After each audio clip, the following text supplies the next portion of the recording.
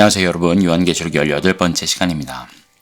저는 어렸을 때 예수님을 믿고 구원을 받았다는 확신을 처음 갖게 되었습니다.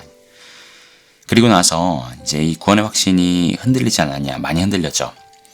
죄 짓고 넘어지고 할 때는 나 구원받은 거 맞나? 이런 생각이 들 때도 많았고, 또 열심히 수련회 갔다 와서 기도하고 부르짖고 눈물 콧물 흘리면 맞아, 난 구원받았어 라는 확신이 더 마음에 들기도 하고 그랬었던 것 같습니다. 그리고 이제 앞에서 목사님이나 또 부흥 강사분들이 오늘 죽어도 천국에 갈 믿음이 있습니까? 확신이 있습니까? 물어보시면 그런 느낌 아세요? 네! 라고 부르짖고 싶은데 자신이 딱은 없는, 그래서 하나님 앞에서 세게 기도하고 열심히 눈물 콧물 흘리고 좀 마음이 후련해졌을 때, 그때 정말 의지를 다해서 네, 오늘 죽어도 천국에 갈 그런 믿음이 있습니다 라고 어떻게 보면 사람의 의지를 반쯤 섞어서 고백했던 적도 많고요. 사실 저희가 이제 요한계시록을 보면서 마지막 때를 계속 살펴보고 있는데 마지막 때도 비슷한 것 같습니다. 내가 구원받을까? 내가 휴거당할까? 내가 이 하나님의 심판과 진노를 피해갈 수 있을까? 여러 가지 질문들이 우리를 막 자신있게 막 넉넉하게 나는 당연히 천국 가지, 나는 당연히 휴거당하지, 그렇게 자신있게 대답할 수 있는 사람이 있을까요? 저는 그렇게 못하겠거든요. 어떻게 보면 하나님께서 일부러 저희가 예수 그리스도를 믿고 구원을 받은 이후에 여전히 우리 죄성이 남아있고 죄에 넘어지고 오직 믿음으로만 그 믿음의 경주를 다할 수 있는 그런 삶을 이 땅에서 여전히 허락하시고 그렇게 복음을 디자인하셨다라고 밖에는 설명할 수가 없는 것 같아요. 그래서 아무도 자랑할 수가 없고요. 아무도 자신할 수가 없고요. 나는 의로운 사람이지, 나는 이제 천국에 갈 수 있지 라고, 나는 이제 다 했지, 나는 경주를 더 이상 할 필요가 없지 라고, 그래서 아무도 이제 팔짱 끼고 이렇게 앉아서 나의 구원을 누리고 즐기면서 그냥 평생 이 땅에서 잘 살다가 천국 가면 되지 라고 아무도 그렇게 얘기하지 못하게 하나님께서 이렇게 디자인하시지 않았나 라고 생각이 됩니다. 저희가 오늘 살펴볼 요한계시록 14장에요, 드디어 마지막으로 이 땅 가운데 복음이 선포되는 것을 보게 됩니다. 성경에 공식적으로 기록이 된 지구상에서 이 땅 가운데 선포되는 마지막 복음이 오늘 14장에 보여지는데요. 저희가 지난 시간까지 이제 용이 하늘에서 쫓김을 당하고, 그리고 모든 것이 제자리로 돌아가면서 용과 두 짐승이 바다에서 또 땅에서 올라오죠. 그리고 이 땅 가운데 마지막 후 3년 반 대환난 중에 대환난이 풀어진 것을 보게 됩니다. 온 세상 사람들이 하나님을 대적하고, 그리고 하나님께서 친히 이 3년 반을 허락하시면서 본인의 이름이 모욕을 당하시고, 그리고 회방을 당하시는 것들을 허락하시면서까지 이 땅 가운데 마지막 한 영혼을 찾고 계시는 것들을 우리가 보게 되는데요. 오늘 저희가 보는 14장이 그것의 증거입니다. 왜냐하면요, 하나님의 초점, 그 한 영혼을 향하신 하나님의 초점이 이곳에 분명히 담겨 있고요. 천사를 통해 온 민족 백성 방언 가운데, 그러니까 이 땅 가운데 예외 없이 모든 사람이 이 마지막 영원한 복음을 듣게 됩니다. 그러면서 아까 제가 말씀드렸던 처음 예수님을 믿고 그렇게 내 구원의 확신을 더 얻으려고 애쓰면서 열심히 교회 생활하면서 목사님의 말씀 들으면서 해왔던 나의 신앙생활들을 돌아보니요, 어느 순간 문득 돌아보니 It was all about me. 모두 나에 관한 것이었습니다. 나의 구원, 그리고 이 땅에서 내가 어떻게 하면 더 주님의 뜻대로 살 수 있을까? 어떻게 하면 내가 하나님께 인정받을 수 있을까? 어떻게 하면 내가 하나님이 주시는 복을 누리고 살 수 있을까? All about me. 정말 나에 관한 것으로 나의 구원과 신앙이 모두 그렇게 집중되어서 돌아왔던 것, 그렇게 진행되어 왔던 것, 제가 그렇게 살아왔던 것을 고백하지 않을 수가 없는데요.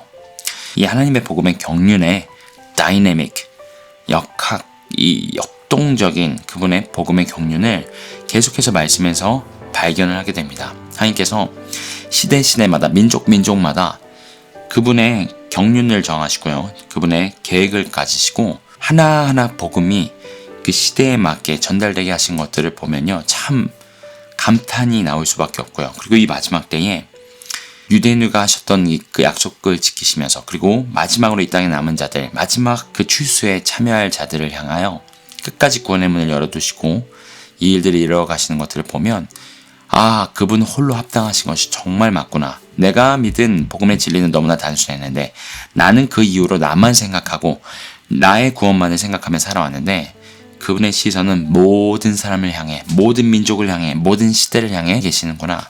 다시 한번 느끼게 됩니다. 이렇게 생각하시면 조금 더 와닿으실 거예요. 내가 2000여 년 전에 유대인으로 태어났으면요, 이방인의 구원에 대해서 요만큼이라도 생각하셨을 것 같나요? 아니요. 전혀요. 예수님도 이 땅에서 사역하실 때 수로보니게 여인 기억나시죠? 자녀들의 양식을 취해서 개에게 주는 것이 마땅치 아니하다 라고 했던 것이나, 또 여러 대화들을 통해서 내가 먼저 하나님의 집에 잃어버린 양 유대인들, 이 이스라엘 민족을 위해 왔다라고 예수님도 친히 그렇게 고백을 하시고요. 많은 사도들이 성령의 권능을 받고 땅끝까지 복음의 증인이 되라 명을 받았지만 처음에는 예루살렘에 모여 있습니다. 이 그들의 관념을 바꾸는 게 그렇게 쉽지 않았던 것이죠. 이방인들이 구원을 받는다고? 왜? 택함 받은 민족이 아니잖아. 심지어 사마리아인 같은 사람들에게는 지옥의 땔감이라고 불렀죠. 그들에게 이방인들은 설 자리가 없었습니다. 그런데 사도 바울 같은 사람들이 세워지고 오히려 그들의 눈은 가리워지고 이 12사도를 통해 열방 가운데 복음이 한 걸음 한 걸음, 한 단계 한 단계 정확하게 전해지기 시작하죠. 제가 한국인입니다. 이 말씀을 들으시는 여러분도 대부분 한국인이시죠. 제가 한국말로 말씀을 전하니까. 대한민국에도 복음이 하나님이 정하신 때에 그 경륜 가운데 전해집니다. 참 놀랍죠.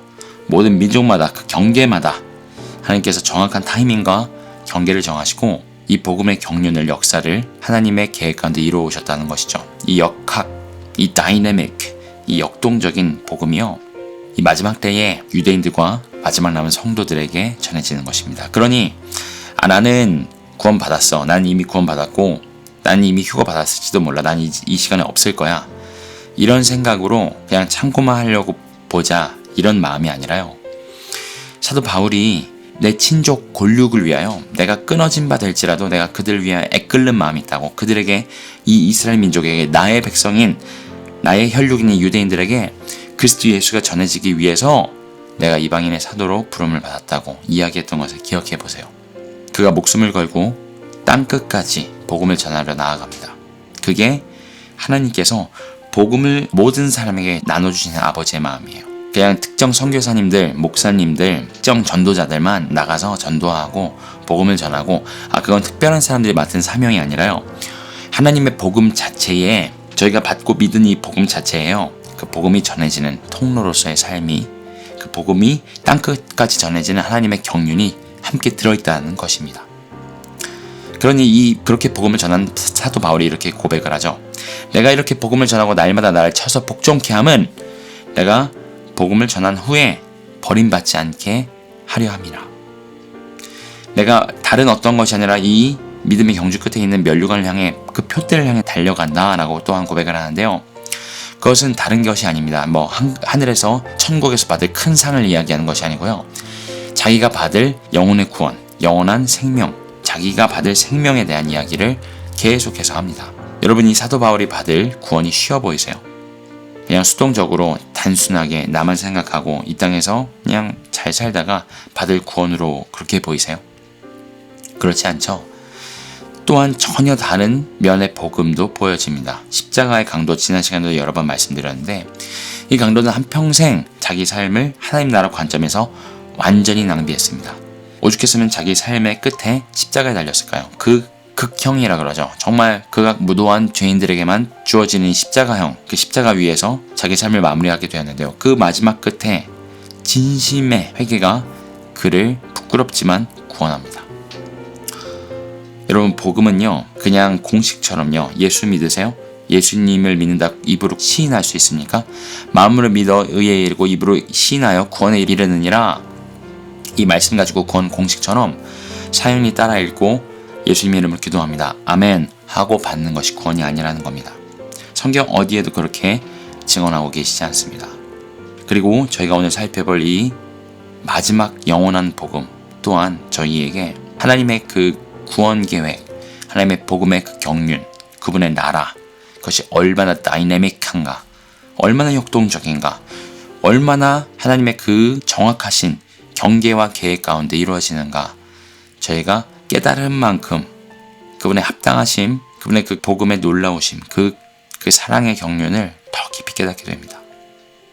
그리고 저희 또한 겸손하게, 난 이미 구원받았어, 팔짱 끼고 이제 이 땅에서의 삶은 하늘에 상급 쌓는 삶, 좀 넘어져도 죄 지어도 하나님 다 이미 용서해 주셨어. 과거의 죄, 미래의 죄 다 용서해 주셨으니까 괜찮아. 이렇게 치부하고 종교짓 하면서 실제로는 크고 넓은 멸망의 길을 가는 것이 아니라 어떻게 이 생명의 길 좁고 협착한 찾는 이가 적다고 하는 예수님께서 열어주신 이 구원의 길을 계속해서 갈 것인가? 오늘 하루의 삶이 얼마나 중요한가? 그 성령님께서 주시는 음성을 듣기를 간절히 소원합니다. 먼저 오늘 본문 말씀 함께 읽겠습니다. 오늘은 요한계시록 14장 전체이고요. 1절부터 함께 읽도록 하겠습니다. 또 내가 보나 어린 양이 시온산에 섰고 그와 함께 14만 4천이 섰는데 그 이마에 어린 양의 이름과 그 아버지의 이름을 쓴 것이 있도다. 내가 하늘에서 나는 소리를 들으니 많은 물소리 같고 큰 뇌성도 같은데 내게 들리는 소리는 검은 곳 하는 자들의 그 검은 곳 하는 것 같더라. 저희가 보좌와 내 생물과 장로들 앞에서 새 노래를 부르니 땅에서 구속함을 얻은 14만 4천인 밖에는 능히 이 노래를 배울 자가 없더라. 이 사람들은 여자로 더불어 더럽히지 아니하고 정절이 있는 자라. 어린 양이 어디로 인도하든지 따라가는 자며 사람 가운데서 구속을 받아 처음 익은 열매로 하나님과 어린 양에게 속한 자들이니 그 입에 거짓말이 없고 흠이 없는 자들이더라. 또 보니 다른 천사가 공중에 날아가는데 땅에 거하는 자들 곧 여러 나라와 족속과 방언과 백성에게 전할 영원한 복음을 가졌더라. 그가 큰 음성으로 가로되 하나님을 두려워하며 그에게 영광을 돌리라. 이는 그의 심판하실 시간이 이르렀음이니 하늘과 땅과 바다와 물들의 근원을 만드신 이를 경배하라 하더라. 또 다른 천사 곧 둘째가 그 뒤를 따라 말하되 무너졌도다 무너졌도다 큰 성 바벨론이여 모든 나라를 그 음행으로 인하여 진노의 포도주로 먹이던 자로다 하더라. 또 다른 천사 곧 셋째가 그 뒤를 따라 큰 음성으로 가로되 만일 누구든지 짐승과 그의 우상에게 경배하고 그 이마에나 손에 표를 받으면 그도 하나님의 진노의 포도주를 마시리니 그 진노의 잔에 섞인 것이 없이 부은 포도주라. 거룩한 천사들 앞과 어린 양 앞에서 불과 유황으로 고난을 받으리니 그 고난의 연기가 세세토록 올라가리로다. 짐승과 그의 우상에게 경배하고 그 이름의 표를 받는 자는 누구든지 밤낮 쉼을 얻지 못하리라 하더라. 성도들의 인내가 여기 있나니 저희는 하나님의 계명과 예수의 믿음을 지키는 자니라. 또 내가 들으니 하늘에서 음성이 나서 가로되 기록하라. 자금 이후로 주 안에서 죽는 자들은 복이 있도다 하심에 성령이 가라사대 그러하다. 저희 수고를 그치고 쉬리니 이는 저희의 행한 일이 따름이라 하시더라. 또 내가 보니 흰 구름이 있고 구름 위에 사람의 아들과 같은 이가 앉았는데 그 머리에는 금 면류관이 있고 그 손에는 이 한 낫을 가졌더라. 또 다른 천사가 성전으로부터 나와 구름에 앉은 이를 향하여 큰 음성으로 외쳐 가로되 내 낫을 휘둘러 거두라. 거둘 때가 이르러 땅에 곡식이 다 익었음이로다 하니 구름 위에 앉으시니가 낫을 땅에 휘두름에 곡식이 거두어지니라. 또 다른 천사가 하늘에 있는 성전에서 나오는데 또한 이 한 낫을 가졌더라. 또 불을 다스리는 다른 천사가 제단으로부터 나와 이 한 낫을 가진 자를 향하여 큰 음성으로 불러 가로되 내 이 한 낫을 휘둘러 땅에 포도송이를 거두라. 그 포도가 익었느니라 하더라. 천사가 낫을 땅에 휘둘러 땅에 포도를 거두어 하나님의 진노의 큰 포도주 틀에 던짐에 성 밖에서 그 틀이 밟히니 틀에서 피가 나서 말 굴레까지 닿았고 1600 스타디온에 퍼졌더라. 아멘. 자, 오늘 본문을요 크게 세 가지 부분으로 함께 나눠서 살펴보겠습니다. 첫 번째는 어린 양과 함께 선 14만 4천, 그리고 두 번째는 온 열방 가운데 선포되어지는 영원한 복음, 그리고 마지막으로 이 땅 가운데 마지막으로 이루어질 추수에 대해서 살펴보겠습니다. 오늘 살펴볼 내용 중에 마지막이라는 수식어가 붙는 장면들이 굉장히 많은데요. 오늘 첫 번째 장면 14만 4천 명의 모습부터 살펴보겠습니다. 내가 또 보니, 자, 시작할 때 내가 또 보니 하면서 장면이 전환되는 것이 보이죠. 저희가 바로 지난 시간까지 이제 마지막 3년 반이 시작하면서 용이 하늘에서 전쟁에서 패하고 쫓김을 받고 두 증인이 죽임을 당하고요. 그리고 성전 제사가 3년 반 후에 폐지되고요. 그리고 멸망에 가장한 것이 성전에 서고, 그리고 용과 적그리스도 또한 거짓 선지자가 이 온 세상 가운데 3년 반 동안 이 적그리스도의 영으로 온 민족을 미혹하여서 하나님을 회방하게 하고 또 공개적으로 참람된 말을 하죠. 그리고 성도들과 싸워서 그들이 이기게 되죠. 성도들의 관상이 깨어지고요. 그리스도 예수를 믿는 자들은 핍박을 당하고 순교당하게 됩니다. 그리고 이스라엘 민족도 또한 모든 민족에게 미움을 받으면서 적그리스도에게 그리고 민족들에게 미움을 받습니다. 그리고 나서 이 3년 반 동안 사탄이 그렇게 하고 싶었던 온 열방 가운데 자기가 예배를 받죠. 적그리스도를 통해서, 거짓 선지자를 통해서, 또 그들이 만든 거짓 우상을 통해서 모든 경배를 받습니다. 그리고 그 경배의 증거로 짐승의 표를 나눠줍니다. 이게 바로 저희가 읽은 본문의 직전 장면이죠. 그리고 나서 갑자기 14만 4천 명이 등장을 합니다. 자, 이들이 갑자기 이유 없이 등장하지는 않았겠죠. 저희가 뒤로 다시 추적을 해보면 마지막으로 이들이 성경에서 언급되면서 등장했던 장면이 다섯 번째 나팔이 부러졌을 때에 온 인류 가운데 하나님께서 무적행을 여시고 황충으로 하여금 사람들을 공격하게 하셨던 그 장면입니다. 그때에 이 14만 4천 명 하나님의 입맞은 이 사람들만 그 황충이 공격하지 못합니다. 그리고 나머지 사람들은 5개월 동안 죽음보다 더한 고통을 당하죠. 그 이후에 갑자기 오늘 장면에 등장을 하는데요. 이 사이에 무슨 일이 있었을까요? 그리고 왜 지금 등장했을까요? 바로 살펴보겠습니다. 자, 이 14만 4천 명을 보니 땅 위에 분명히 있었죠. 하나님의 나팔 재앙들이 풀어질 때 이 땅 가운데 발견이 됐었는데 오늘은 시온산에서 어린 양과 함께 발견이 됩니다. 시온산은 하나님의 보좌가 있는 곳, 구원이 시온에서 이른다라는 표현이 시편 말씀에도 있고 여러 곳에 등장을 하죠. 하나님의 보좌가 있는 곳을 시온산이라고 부릅니다. 그곳에 분명히 지상에 있었던 14만 4천 명이요. 어린 양과 함께 발견이 되는데요. 그럼 그 사이에 무슨 일이 있었을까요? 지난 시간에 말씀드렸었지만 용이 하늘에서 쫓김을 당하고 여인을 핍박하죠. 이스라엘을 핍박하는데 그 장면이 나오는 12장 마지막 절에 용이 여자에게 분노하여 돌아가서 그 여자의 남은 자손 곧 하나님의 계명을 지키며 예수의 증거를 가진 자들로 더불어 싸우려고 바다 모래 위에 섰더라. 자, 여자의 후손 중에 남은 사람, 남은 자손 그리고 곧 하나님의 계명을 지키며 예수의 증거를 가진 자들과 더불어 싸우려고 섰다고 합니다. 여기서 이 묘사된 그룹은요, 이스라엘 전체가 아닙니다. 이스라엘 전체가 아니고요. 여사의 자손 중에 분명히 그러죠. 남은 자손이라고 하고요. 하나님의 계명을 지킨다고 하고요. 모든 이스라엘 사람들이 하나님의 계명을 다 지키나요? 아니죠. 모든 이스라엘 사람들이 예수의 증거를 갖고 있나요? 아니죠. 다른 많은 민족들과 동일하게요. 이스라엘 민족 안에도 불신자들이 있고 하나님께서 미워하시는 행악자들이 많이 있습니다. 이 사람들은요. 이 사람들이 바로 저희가 방금 읽은 본문에 등장하는 14만 4천 명입니다. 12지파 중에 하나님의 인을 맞은 자들, 그들이 3년 반 동안 하나님께서 용에게, 적그리스도에게 그리고 거짓 선지자에게 권세를 허락하시며 성도의 권세가 깨어지는 것들을 허락하실 때에 용과 더불어 싸우려고 그 자리에 서서 그 하나님께서 권세를 깨어지게 두시는 가운데 순교당합니다. 그리고 나서 바로 다음 장, 오늘 14장 첫 절에 하나님의 보좌 앞에서 발견이 되는 것이죠. 재미있는 것은 바로 전장 마지막 절에 짐승의 표에 대한 이야기가 나옵니다. 그 표가 왜 주어진다고 말씀드렸죠? 짐승에게 경배한 증거로서 주어집니다. 그리고 오늘 1절에 등장하는 14만 4천 명도요. 증거를 갖고 있습니다. 표를 갖고 있습니다. 그 표를 이렇게 설명하시는데요. 그 이마에 어린 양의 이름과 그 아버지의 이름을 쓴 것이 있도다. 자, 오늘 본문 14장 1절이 의도적으로 이 지상에서 펼쳐진 일들과 대조되는 장면으로 적혀진 것, 삽입된 것이 보이시나요? 이 땅 가운데는 대환란이 풀어지고 있습니다. 어둠과 절망뿐이고요. 두려움과 공포 가운데 사람들이 미혹되어서 이 짐승과 그 거짓 선지자, 결국은 용을 경배하고 있죠. 그런데 천상에서는 그 권세가 깨어져서 죽임당한 것 같고 실패한 것 같지만 실상은 승리한 이 14만 4천 명이 먼저 사람 가운데 구속함을 받아 하나님 앞에서 그 보좌 앞에서 어린 양과 함께 발견이 됩니다. 그리고 이들이 무엇을 하고 있죠?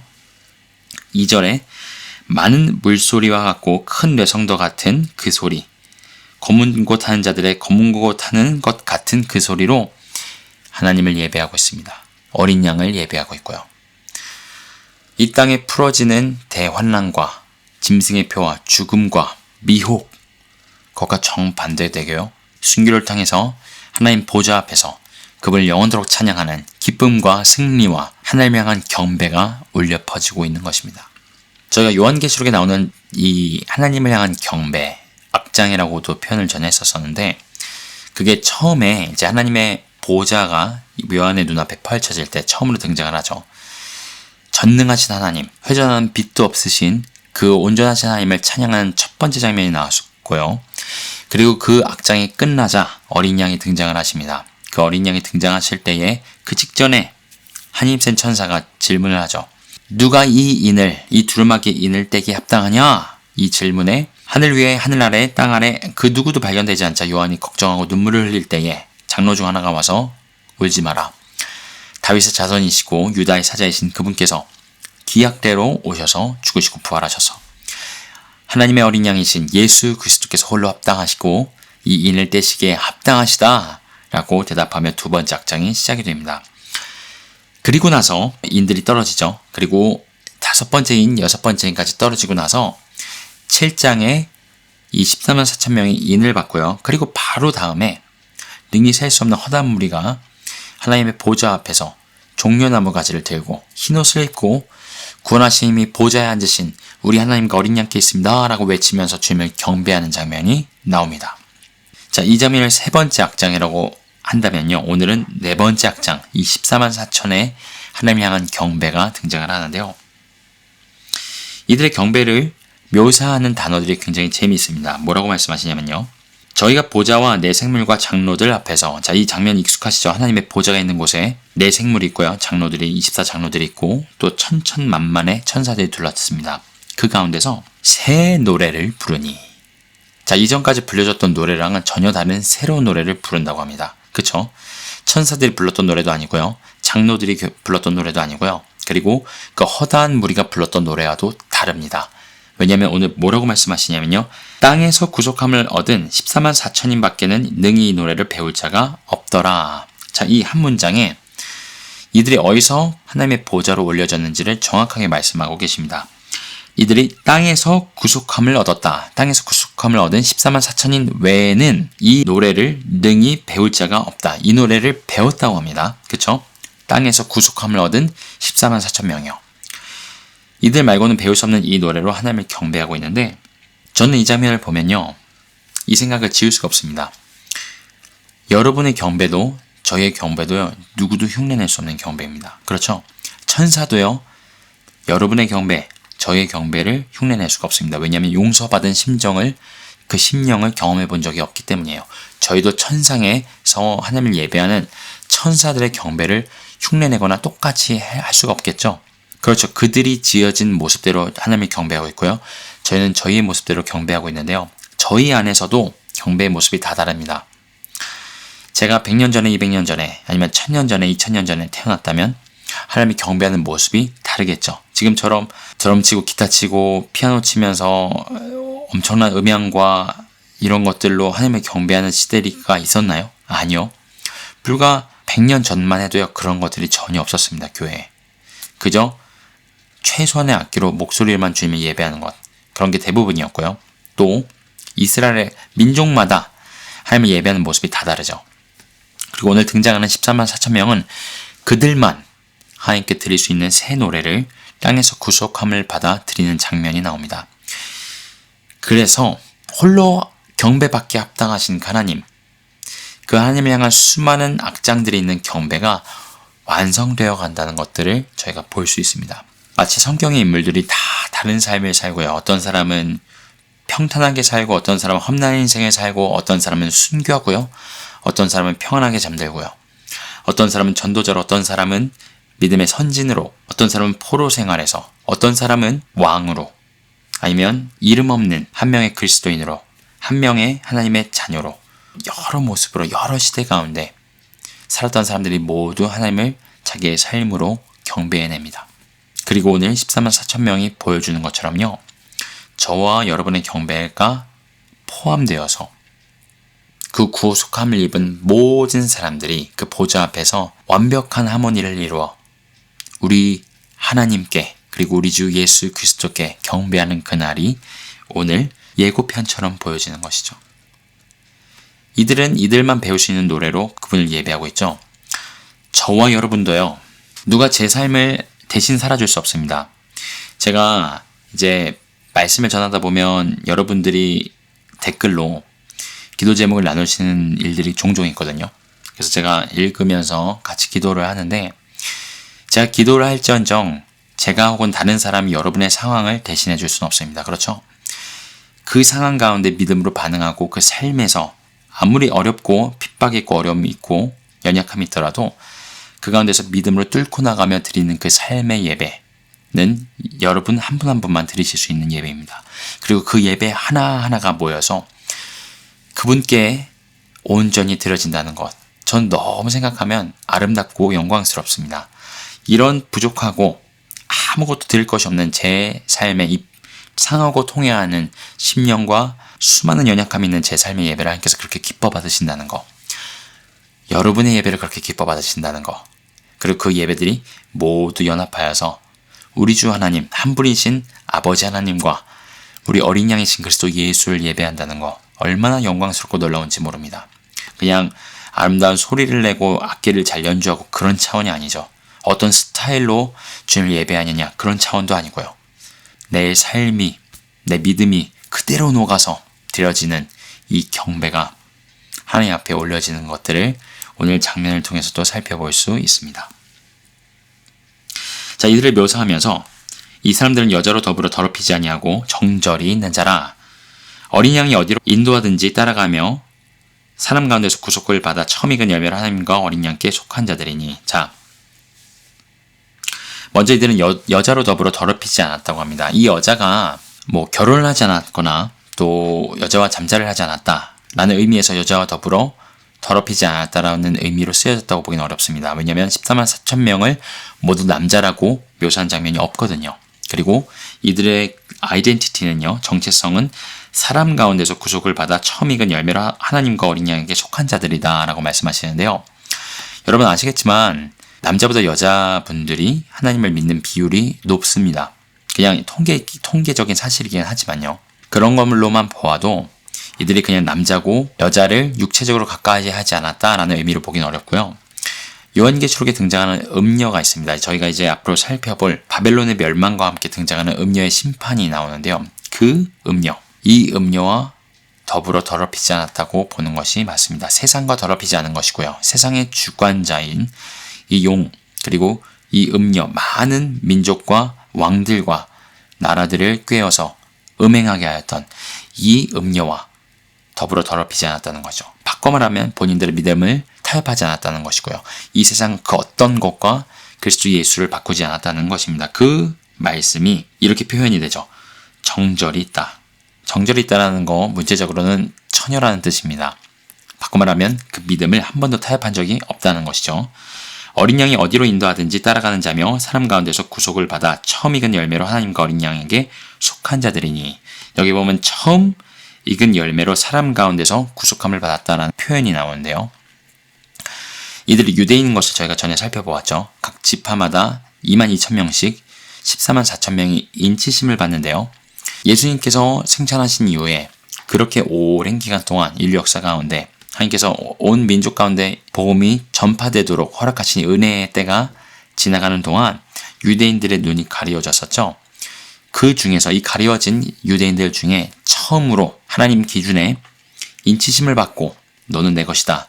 그리고 또한 5절에 이렇게 그들을 묘사하는데요. 그 입에 거짓말이 없고 흠이 없는 자들이더라.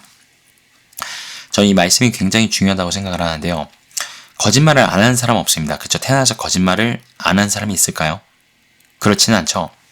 그런데 이들을 거짓이 없다라고 묘사를 하는 장면에서 유대인 하면 예수님 시절에 대표적으로 생각나는 그룹들이 있죠. 바리새인들, 율법학자들, 대제사장들, 종교 지도자들, 사두개인들 이런 사람들입니다. 근데 그들이 동일하게 책망을 받았던 이유는 너희가 회 칠한 무덤 같다. 겉만 번지르르하게 깨끗하게 칠해놓은 속은 무덤인 온갖 더럽고 악하고 탐욕적인 것들, 악독한 것들이 가득한 무덤과 같다라고 하나님께서 예수님께서 책망하셨던 것들을 기억합니다. 바꿔 말하면요. 거짓이었다는 거예요. 그들의 경건이 거짓이었다고요. 그 모양이 다 거짓이었고요. 사람에게 보이고자 했던 위선이었다는 것이죠. 그런데 이 유대인들 똑같이 모세의 율법을 받았을 것이고 똑같이 유대인으로서의 삶을 살았을 이 사람들에게는 거짓이 없었다는 것, 위선이 없었다는 것이죠. 단 한 번도 거짓말을 안 했다는 뜻이 아니라 그들이 중심에 온전한 회개가 있었고 자기들이 율법으로 자기를 스스로의 의의로 내가 율법을 지켜서 나의 의로 삼는 그런 종교인이 아니라 그 율법을 통해 자기의 죄를 보고 하나님 앞에 회개한 자들, 어린 양이 어디로 자기들을 인도하시든지 따라가는 자들, 그리고 흠이 없는 자들. 흠이 없다는 것은 그리스도 예수의 보혈로 씻김을 받았다는 것, 어린 양으로 옷 입었다는 것이죠. 그래서 예수 그리스도, 유대인들 중에 예수 그리스도를 믿은 첫 열매가 된 14만 4천 명이 먼저 인치심을 받고요. 어떤 재앙들은 피해가면서 그들의 존재 자체가 이 세상 사람들에게 하나님의 살아계심의 증거가 되고요. 마치 출애굽 때처럼요. 그리고 결국은 그들의 권세는 깨어지지만 그들의 권세가 깨어지면서 그들은 실패한 것 같고 죽임을 당한 것 같지만 사실은 그들의 죽임당함으로 권세가 깨어짐으로 그들은 승리한 것입니다. 마치 예수님께서 십자가에서 달려 돌아가신 것이 세상 사람들 눈에, 사단 눈에는 하나님의 계획이 실패한 것처럼 보였지만요. 그분이 부활하신 것으로 하나님의 그 경륜이 이루어진 것처럼요. 이들 또한 죽음을 통하여 하나님의 보호자 앞에서 발견이 됩니다. 저는 그리고요, 이들이 어린 양과 함께 섰다라는 이 한 문장이요, 얼마나 감동이 되나 모르겠습니다. 그토록 오랫동안 예수님이 하나님의 메시아이신 것을 깨닫지 못했던 그들이 드디어 그들의 메시아와 함께 있는 장면. 그들이 드디어 이스라엘 하나님께서 그렇게 약속하셨던 메시아, 나의 기름 부은 자, 예수님과 함께 시온산에 서 있는 그 장면만으로도요, 너무나 큰 감격이 옵니다. 이들이 유대인들 중에 처음 익은 열매로 드려졌다는 것은 그 후에 드려질 유대인들도 있다는 뜻이겠죠. 그러니 전에 저희가 살펴봤던 로마서에 바울이 이야기했던 모든 이스라엘이, 온 이스라엘이 구원을 받을 것이다. 마지막 때가 되면요. 야곱을 그 경건하지 않은 것으로부터 돌이키시는 그때에 온 이스라엘이 구원을 받으리라 했던 말씀이 이루어진 것을 저희가 알 수가 있습니다. 자, 그래서 저희가요, 이 땅 가운데는 환란이 풀어지고요. 이 용과 짐승, 두 짐승, 적그리스도와 거짓 선지자의 권세가 아무것도 막을 수 없을 정도로 하나님께서 허락하셔서 이 온 땅을 다스리는 이 장면을 보고요, 공포와 소망 없음과 테러, 이런 온갖 어두움과 악독함이, 회방함이, 참람된 말들이, 그리고 짐승의 표와 우상 숭배함, 이런 것들이 넘치도록 풀어지는 이 땅 가운데 동시에 바로 그 장면에 천상에서는, 시온산에서는 24만 4천 명이 어린 양과 함께 서서 주님을 말할 수 없는 기쁨으로 예배하는 새 노래로, 그들만 부를 수 있는, 그들만 고백할 수 있는 경배로 하나님께 예배하는 장면을 보았습니다. 그리고 바로 다음 장면에 영원한 복음, 새 천사의 선포가 나옵니다. 자, 6절입니다. 또 보니 다른 천사가 공중에 날아가는데 땅에 관한 자들 곧 여러 나라와 족속과 방언과 백성에게 전할 영원한 복음을 가졌더라. 자, 다른 천사가 영원한 복음을 가지고 등장을 하는데요. 이 복음은요, 모든 이 땅에 존재하는 사람들에게 전해집니다. 단 한 사람도 예외가 없이요. 자, 그가 큰 음성으로 가로되 하나님을 두려워하며 그에게 영광을 돌리라.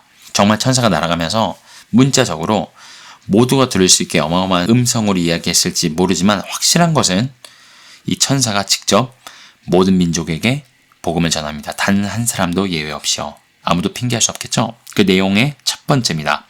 하나님을 두려워하며 그에게 영광을 돌리라.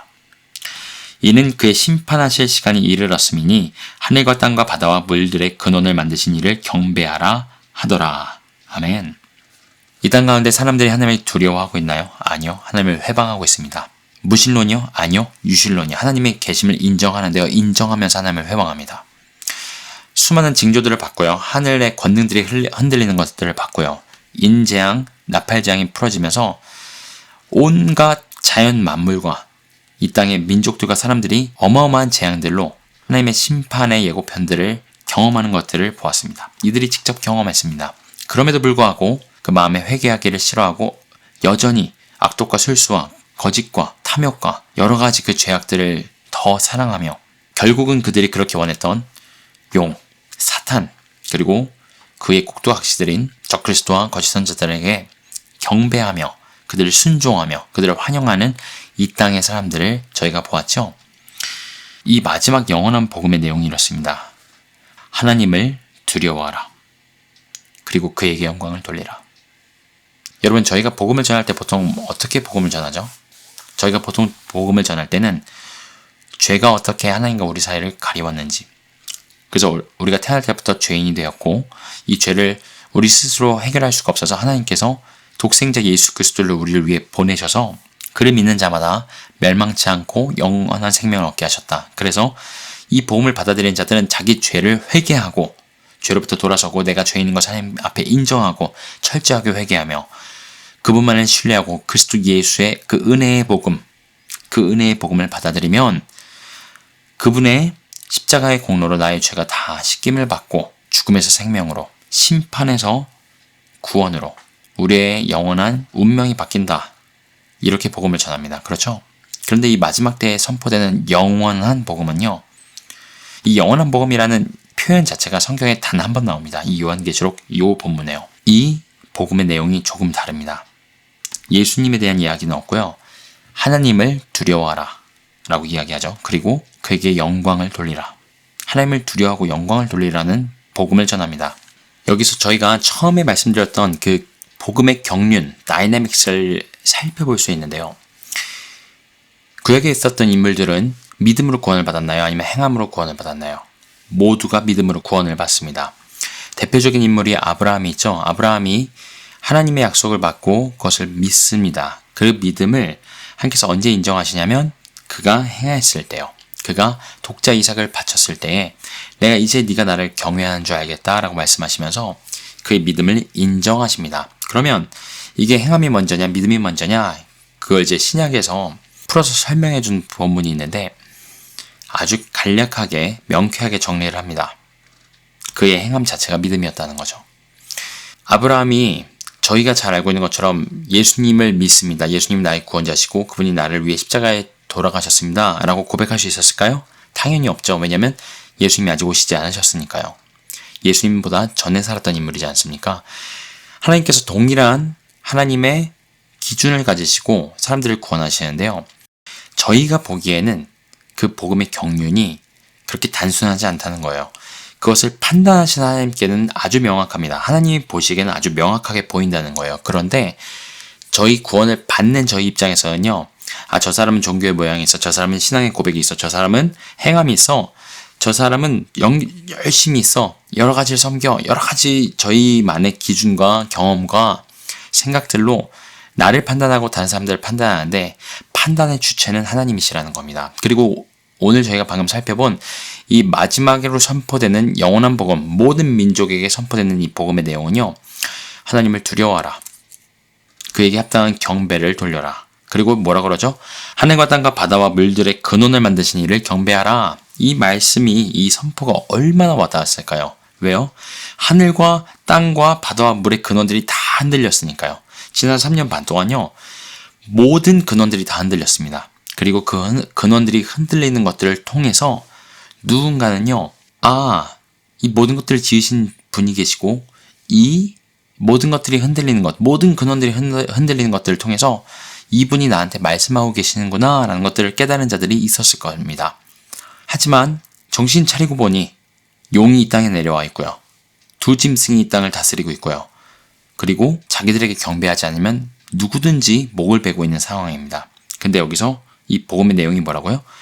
하나님을 경배하라고요. 하나님을 두려워하고 경배하라. 바꿔 말하면요. 짐승 경배하지 말라는 거죠. 네 목숨 내놓으라는 거죠. 그게 마지막 때에 선포되는 복음의 내용입니다. 더 살펴볼까요? 자, 이어지는 말씀에서 이 말씀을 더 살펴볼 수 있습니다. 8절 또 다른 천사 두 번째죠. 곧 둘째가 뒤를 따라 말하되 무너졌도다 무너졌도다 큰 성 바벨론이요. 자, 이 바벨론을 묘사하면서 그 바벨론이 무너졌다라는 걸 영원한 복음의 일부를 선포하고 있습니다. 그렇죠? 무슨 뜻이죠? 우리가 그토록 의지하고 모든 것이라고 생각했던 이 세상이 그리고 그 세상의 중심에 있었던 모든 것을 미혹하며 음행으로 넘어지게 했던 그 바벨론이 무너졌다라고 선포하는 겁니다. 지금 사람들이요 3년 반 동안 이 적그리스도와 거짓 평화를 가지고 오고 이 엄청난 이적과 능력과 공포를 가지고 온 땅을 미혹하고 다스리는 이 적그리스도 밑에서 그를 우상 숭배하고 있습니다. 놀랍게 여기면서요. 그런데 이 천사가 전해준 영원한 복음에는요. 아니, 네가 지금 눈에 보는 이 세상은 허상이야. 반드시 무너져. 하나님의 심판이 곧 다가와. 무너졌도다. 무너졌도다. 큰 성 바벨론이요. 그것을 복음의 내용으로 선포하고 있습니다. 저는 마치 이 장면을 보면요, 세례 요한의 선포했던 복음이 생각이 납니다. 세례 요한이 용서와 은혜의 복음을 전했나요? 아니요. 그는 회개의 복음을 전했습니다. 회개하라, 천국이 가까워왔다. 하나님의 나라가 가까이 왔다라는 겁니다. 이걸요, 천국 복음 혹은 왕국 복음이라고, 하나님의 나라 복음이라고 보통 저희가 부르거든요. 이게 사도 바울이 이야기하였던, 이제 갈라디아 교회의 사람들이 자꾸 다른 복음을 전하고 믿으니까 내가 전한 복음 외에 천사라도 다른 복음을 전하면 저주를 받을 것이다 라고 얘기했던 내가 전한 복음, 혹은 이 은혜의 복음을 전하기 위해서 내가 나의 생명을 조금 더 소중한 것으로 여기지 아니한다 라고 고백했던 은혜의 복음과는 다른 겁니다. 이 나의 복음, 은혜의 복음이 바로 저희가 잘 알고 있는 그리스도 예수의 복음입니다. 그분의 십자가에 대속하시며, 하지만 세례 요한은요, 예수 그리스도의 십자가의 대속하심에 대해서 전혀 언급하지 않습니다. 왜 그렇죠? 왜냐하면 그것은 그분께서, 그 복음의 본체이신 예수 그리스도께서 이 땅에 오셔서 실제로 그 성경 표현으로 영광 받으시고요, 십자가 실제로 달리시고 부활하신 이후에 전해질 복음이기 때문에 아직 그에게 이것을 말할 그런 것들이 허락되지 않은 거죠. 그러니 그분이 오실 길을 예비하는 딱 그만큼만 말씀을 전합니다. 무엇이죠? 회개하라, 천국이 가까웠다. 거기까지입니다. 이 영어 표현으로 하시하다 그러는데요, 정말 블런트, 정말 원색적인 복음, 이 원색적인 회개의 메시지가 수많은 사람들의 마음을 깨고요, 준비시키고요, 예수님께서 실제로 오셨을 때 그분을 메시아로 받아들일 수 있게끔 준비시키는 메시지가 됩니다. 실제로 12제자 중에 많은 사람들이 세례 요한의 제자였었고요. 세례 요한의 메시지가 예수님의 초림을 준비했던 것처럼 이 천사들의 강력한 영원한 복음의 선포가 예수님의 재림을 준비하고요, 이 마지막 때에, 이 마지막 3년 반의 대환란 가운데 마지막 구원을 받을 자들에게 강력한 메시지로 전달이 됩니다. 자, 이 바벨론이 무너졌다는 선포 다음에 한 선포가 더 이어집니다. 9절입니다. 또 다른 천사 곧 셋째가 그 뒤를 따라 큰 음성으로 가로되 만일 누구든지 짐승과 그의 우상에게 경배하고 임하나 손에 표를 받으면 그도 하나님의 진노의 포도주를 마시리니 심판받는다는 것이죠. 받아라, 받지 마라? 받지 마라! 절대 그에게 경배하지 말고 그 짐승과 우상에게 경배하고서 받는 표를 이마나 손에 받지 마라! 라고 아주 분명하게 이 영원한 내용의 마지막 내용으로 짐승의 표와 짐승을 향한 경배의 내용을 언급합니다. 정리합니다. 하나님을 두려워하고 하나님께 경배를 돌리라 라는 이 첫 번째 선포는요, 바꿔 말하면요, 너의 목숨을 걸어라 합니다. 왜냐면 지금 짐승의 우상에게 경배하지 않잖아요. 목배임을 당합니다. 운이 좋아서 도망쳐도요, 표를 받지 못해서 매매할 수가 없습니다. 이래 죽나 저래 죽나 죽는 겁니다. 그냥 이 땅에서의 모든 소망을 내려놓고 내가 눈으로 여태까지 보아왔던 모든 징조들, 재앙들의 가리키는 창조주 하나님, 심판주 하나님, 이 모든 근원을 만드신 그 하나님을 두려워하고 경배하지 않으면 절대 할 수 없는 행동입니다. 그리고 그것이요, 이 바벨론이 무너졌다는 선포의 메시지와 일맥상통하죠. 이 지금 눈앞에 펼쳐지는 세상은요, 단 한 번도 전 지구적으로 이루어진 적이 없는 전 세계에 통합된 그런 세상입니다. 한 지도자 앞에, 한 명의 지도자 앞에 모든 세상이, 모든 민족이, 모든 사람들이 통합되어 있습니다. 그리고 그가 큰 이적과 능력과 공포로 사람들에게 미혹을 시키면서 거짓으로 내가 죽다 살아난 거 봤지? 나를 따르면, 나를 경배하면 이 땅에서 삶이 영원해 라고 미혹하고 있습니다. 그때에 이 마지막 복음은 이 땅은 이미 무너졌어. 모든 징조와 재앙들을 통해서 드러난 이 출애굽 사건처럼요, 상천하지에 하나님과 같은 분이 없으심을 깨닫고 그분을 경배해. 라합이 그 얘기를 듣고 여리고성에서 구원받았죠? 똑같습니다. 그리고 짐승과 짐승의 우상에게 경배하면서 그것의 증거로 받는 표를 받지 마라. 지난 시간도 말씀드렸지만 짐승의 표의 본질적인 의미는 내가 짐승과 그 우상에게 그리고 용에게 경배했다라는 것, 그에게 속한 자라는 것의 층표로 주어집니다. 그러니 오늘 첫 절에 나왔던 것처럼 하나님의 인을 받은 자, 하나님의 이름 예수 그리스도 어린 양의 이름이 적혀진 자들과 대조돼서 등장을 하는 거죠. 그의 인을 맞지 말라는 겁니다. 그의 소유가 되지 말라는 겁니다. 왜냐하면 그의 종착점은, 그의 말로는, 그리고 이 세상의 말로는 이미 정해졌고 이미 무너져 있으니까요. 이 3년 반은요, 이 대환란 마지막 후 3년 반은 허상입니다. 이 허상이 너무 두려워 보여서, 너무 실제적이어서, 너무 대단해 보여서 그것을 두려워하지 말고 그것을 허락하신 참 하나님이신 그분만을 두려워하고 그분을 경배하라. 그게 그들에게 구원받는 믿음이 될 것입니다. 그것이 그들에게요, 행함 믿는 믿음이 될 것이고요. 그들의 순교요. 죽음을 두려워하지 않으며. 그래서 바로 다음 절에 이런 말씀이 나옵니다. 성도들의 인내가 여기 있나니 12절입니다. 저희는 하나님의 계명과 예수의 믿음을 지키는 자니라. 자, 성도들의 인내에 대한 언급이 나옵니다. 그들을 묘사하기를 하나님의 계명과 예수의 믿음을 지키는 자라고 말씀합니다.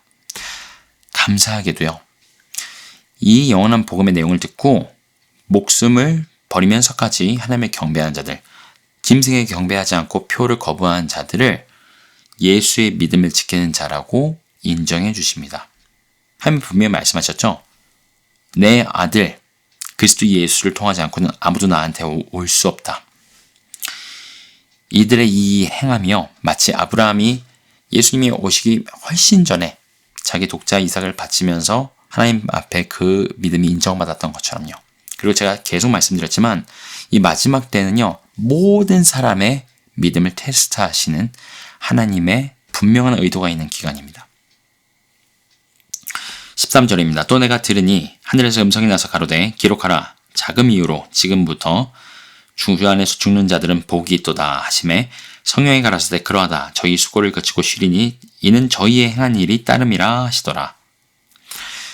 지금부터 죽는 자는 복이 있다라고 말씀하시는데요. 모든 사람이 이 복음을 듣고 반응하는 모든 사람, 이 복음을 듣고 하나님을 경배하는 모든 사람, 이 복음을 듣고 짐승의 표를 받지 않고 짐승을 경배하지 않는 모든 사람이 죽을 거라는 말씀입니다.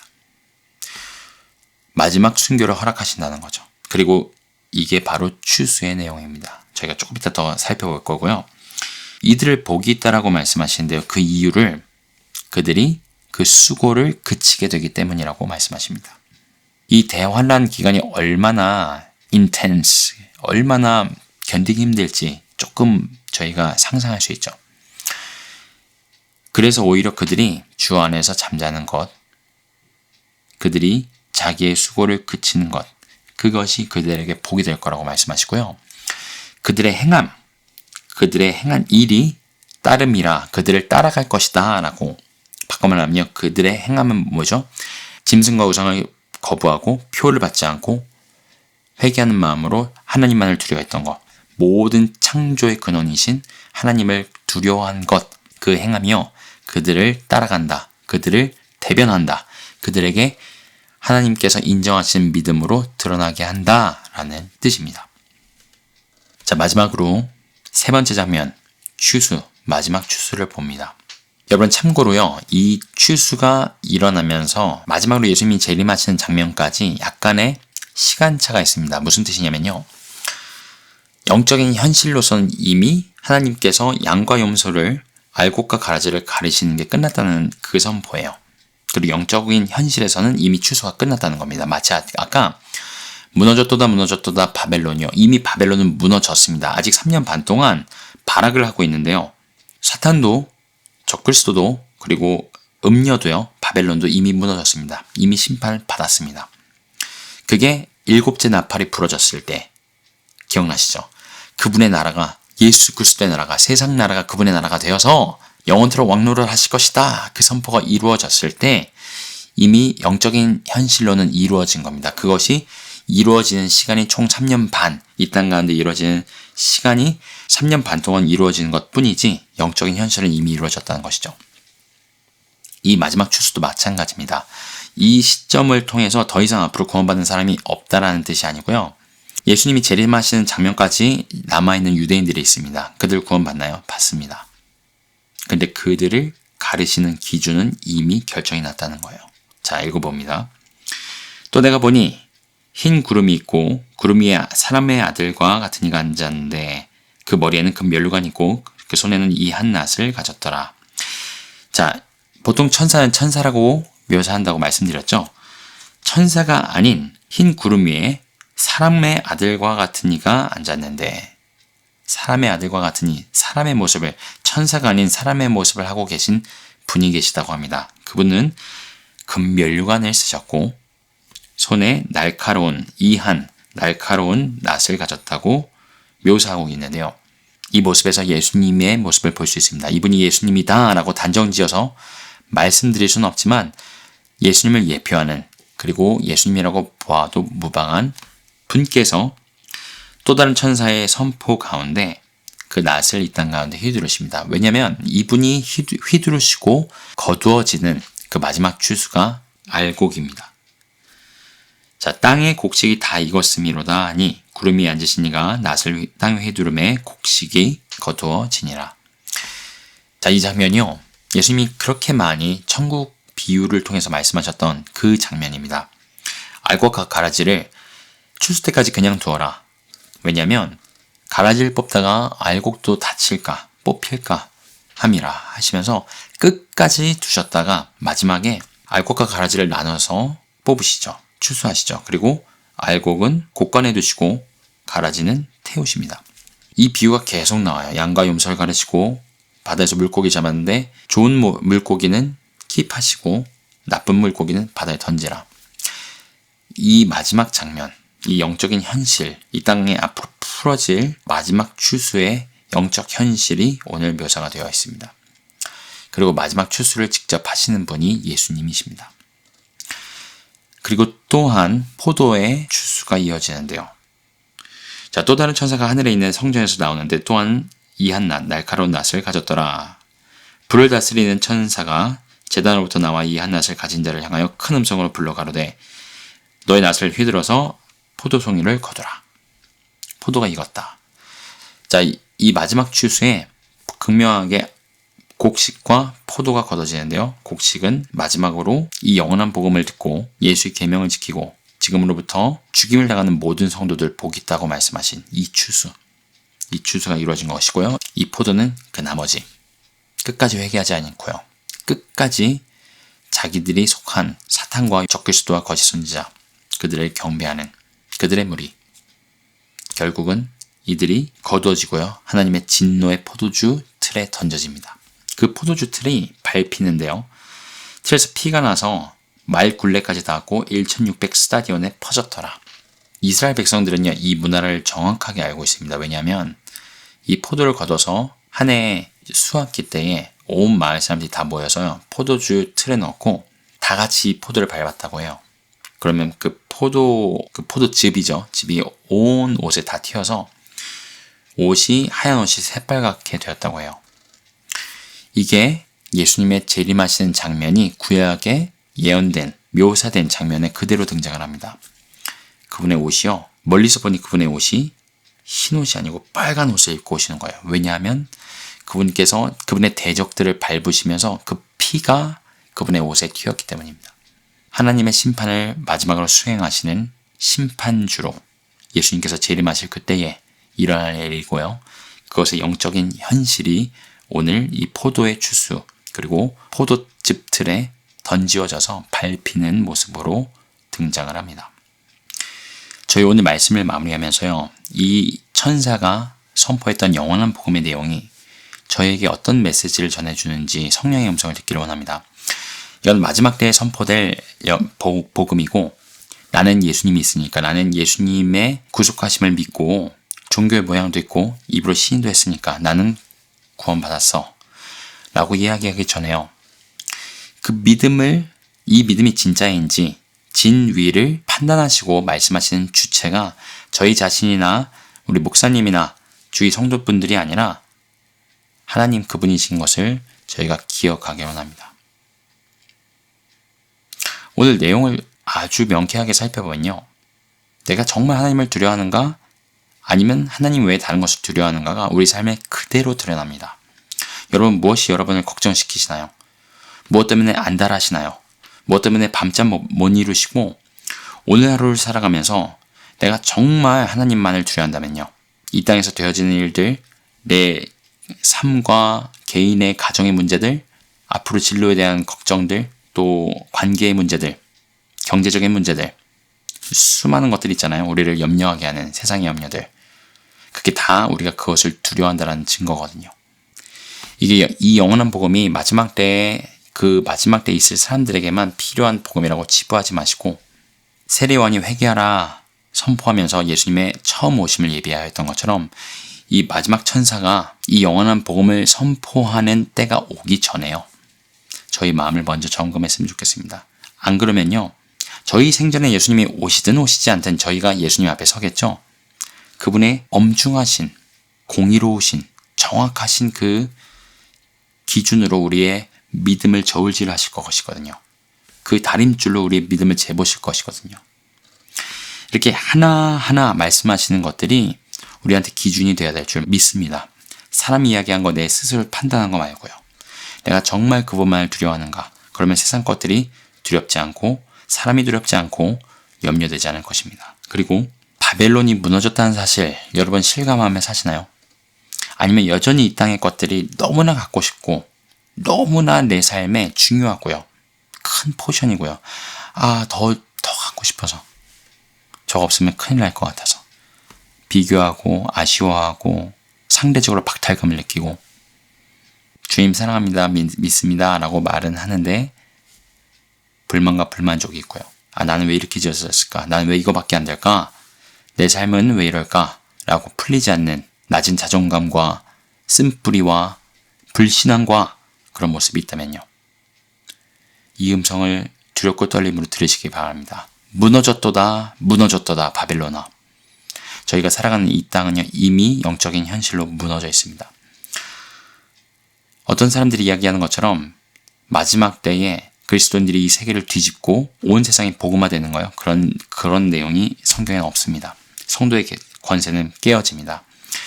내가 그토록 편안하게 여기던 종교의 모습도 다 깨어집니다, 여러분. 그래서 말씀에 뿌리 내려야 합니다. 지금 다니는 교회를 부정하시고 이게 잘못됐다 이런 얘기가 아니고요. 내 신앙이 진짜 말씀에 뿌리 내려 있는가? 이 세상에 뿌리 내리지 않고요. 내가 소망을 무너졌다고 지금 선포가 되는 이 바벨론으로 상징되는 이 세상에 두고 있는 것이 아니라 그분의 참된 약속과 언약과 말씀, 그분의 다시 오심에 두고 있는가? 우리 자신을 살펴보아야 할 줄로 믿습니다. 세 번째, 짐승과 그의 우상에게 경배하고 그 표를 받지 마라. 아직 적그리스도 나타나지 않았으니까, 아직 적그리스도가 우상을 만들지 않았으니까, 아직 짐승의 표가 나눠지지 않았으니까 상관없나요? 아니요. 너무 상관이 있습니다. 예수님께서 승천하신 이후로요. 그 적그리스도의 영은 계속해서 활동하고 있습니다. 저희가 지난 시간에 잠깐 살펴봤죠. 구약 때부터요. 바로도 적그리스도의 영으로 행하던 사람이고요. 인류 역사 가운데 성경의 인물들 뿐만 아니라 인류 역사 내내 적그리스도의 영은 계속해서 활동해오고 있습니다. 예수 그리스도께서 메시아이신 것을, 이 땅에 인간의 몸을 입고 오신 하나님의 말씀이시며 본체이신 것을 부정하는 모든 것들, 그 모든 역사들이 적그리스도의 활동입니다. 그러니 저희가 저희 삶에서 저희 마음의 깊은 내면에 무엇을 경배하고 어떤 우상을 만들고 경배하고 있는지 살펴보아야 됩니다. 이 세상 공중의 권세 잡은 자의 그 미혹과 거짓말에 속아서요. 그 어떤 것이든 하나님의 말씀이 아니라 이 세상의 풍속과 풍조와 기준들, 사람들의 말들, 이렇게 해야 된대, 저렇게 해야 된대, 이런 정도는 가져야 된대, 이 정도는 성취해야 된대. 제가 구체적으로 말씀은 안 드릴게요. 너무 많으니까요. 저희 영혼이 이 세상 수많은 가치관들을 양식으로 먹고 쌓아온, 그래서 경배하게 되고 우상으로 자리 잡게 된 모든 것들이요. 그것들을 무너뜨려야 될 줄로 믿습니다. 그러지 않으면요. 오늘 분명히 성경에서 말씀하십니다. 그 진노의 잔을 마시게 될 것이다. 그러니 수수께끼처럼 지난 시간도 말씀드렸지만 이게 짐승의 표다, 저게 짐승의 표다. 잘 운 좋게 맞춰서 나 그거 안 받아서, 안 맞아서 뭐든요. 그런 일회적인 행함, 운 좋은 행함으로 구원을 받는 게 아니에요, 여러분. 오늘 여기 분명히 말씀하시잖아요. 무엇의 결과라고요? 짐승과 우상에게 경배하고 그 표를 받지 마라. 지금 저희가요, 이 땅의 공중의 권세 잡은 자, 그 권세 아래 이 땅에 그 어떤 것이든 우상으로 만들어서 경배하고 있다면 그게 돈이든 성공이든 사람들의 인정이든 내 종교성이든 무엇이든요. 그것을 회개하지 않고 그 우상을 찍어버리지 않으면요. 하나님과 그 어린 양과 천사들 앞에 영원토록 그 불못에서 세세토록 고통을 받을 것이다 경고하고 계십니다. 이 영원한 복음 얼핏 들으면 예수님의 복음과 달라 보입니다. 세례요한의 전한 복음 얼핏 들으면 저희가 전하는 은혜의 복음과 달라 보입니다. 아브라함이나 구약의 인물들이 그 믿음을 인정받고 하나님의 그 언약 가운데 구원에 참여한 자가 된 것들도 저희가 익숙한 방식으로 알고 있는 복음의 내용과 달라 보이지만요. 하나님은 단 한 번도 그 구원의 기준을 바꾸신 적이 없습니다. 그러니 그 다양한 모습으로 보여지는 하지만 동일한 기준을 하나님의 다림줄을 저희가 이 다양한 복음의 다이내믹 하지만 그 안에 계시는 그리스도 예수 우리 안에 참된 회개 그리고 그 회개가 열매 맺는 것 그래서 그분만을 두려워하고 이 땅에 이미 무너진 바벨론과 같은 이 세상에 소망 두지 말고요. 그리고 그 안에 있는 모든 것들을 경배하고 우상 숭배하지 말고 오직 그분만을 경배하는 것. 오직 예수 그리스도 그분께 초점을 맞추고 그분의 보혈 공로에 힘입어 아버지 앞에 담대히 나아가 우리의 참된 왕이신 아도나이 나의 하나님 그분을 예배하는 것. 그것이 우리가 복음을 살아내는 것이고 그것이 24만 4천 명의 새로운 노래로 주님께 경배하는 모습처럼 우리만이 드릴 수 있는 저희가 드릴 수 있는 하나님께서 온전히 받으실 우리 생명의 삶의 경배가 될 줄로 믿습니다. 그런 예배 가운데 승리하시는 저와 여러분이 되기를 간절히 기도합니다. 아멘. 다음 시간에 뵙겠습니다.